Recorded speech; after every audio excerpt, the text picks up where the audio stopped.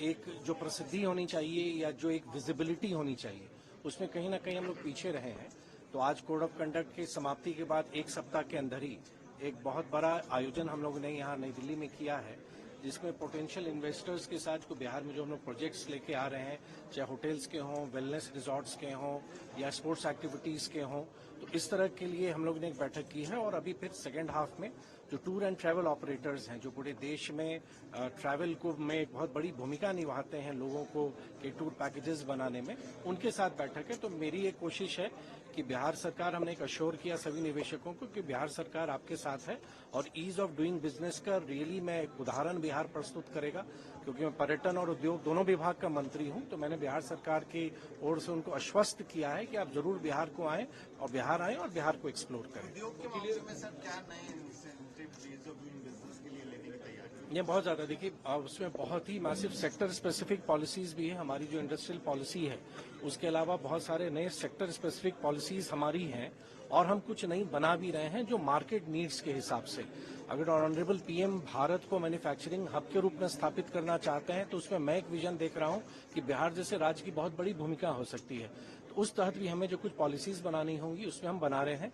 1 जुलाई को हमारा एक बहुत बड़ा इन्वेस्टमेंट मीट कोलकाता में होने जा रहा है, जो इंडियन चैम्बर ऑफ कॉमर्स के साथ मिलकर कर रहे हैं।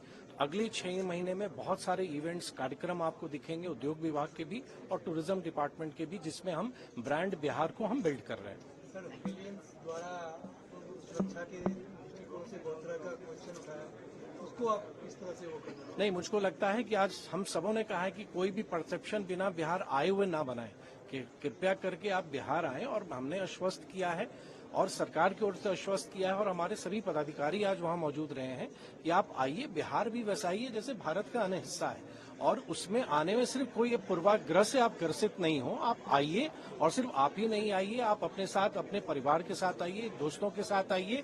और हम बिहार सरकार की ओर से आश्वस्त करते हैं कि एक बहुत सुखद अनुभव और स्मृतियों के साथ वो बिहार से लौटेंगे। बहुत और जैन साइट्स के इंफ्रास्ट्रक्चर डेवलपमेंट पर कुछ खास विशेष जोर है सर? देखिए, मैं मानता हूं बिहार में बहुत सारी संभावनाएं, if you will consider religious tourism की भी बात करें तो सभी बड़े धर्मों की कहीं ना कहीं उपस्थिति बिहार में दिखती है। हमारे यहाँ नेचुरल ब्यूटीज भी हैं, हमारे यहाँ हेरिटेज साइट्स भी हैं, हमारे यहाँ वाल्मीकि टाइगर रिजर्व जैसा है, माउंटेन एरियाज हैं। तो Bihar has got everything. Waterfalls हैं जो आप कल्पना नहीं करेंगे कि शायद बिहार में अच्छे अच्छे वाटरफॉल्स भी हैं। तो उन सबों को अब हम बेहतर तरीके से हम उसको विजिबल करेंगे ताकि लोग आकर्षित हों और बिहार को वो जरूर एक टूरिस्ट के नाते बिहार भ्रमण करने के लिए वो अवश्य आए।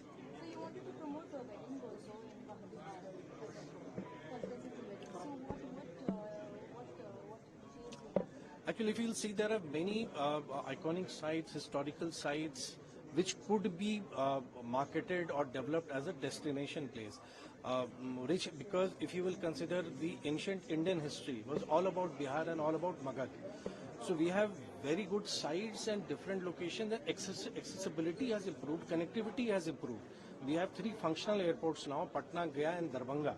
And in upcoming years, in next 1 or 2 years, Purnia would be again functional. So that gives a better connectivity. National highways, express highways are coming, rail connectivity has improved. So I think connectivity is not an issue. So all those places which were not connected well, now it's very easily approachable and anyone can come, they can plan their vacations, they can plan their specific, maybe a destination wedding. Why not explore Bihar for a destination wedding? Why you not consider Bihar for a big meetings or a big conferences? So we are trying to focus on that, and I'm quite positive with the interest which the investors have shown today. The good days are coming for Bihar. Thank you. Thank you.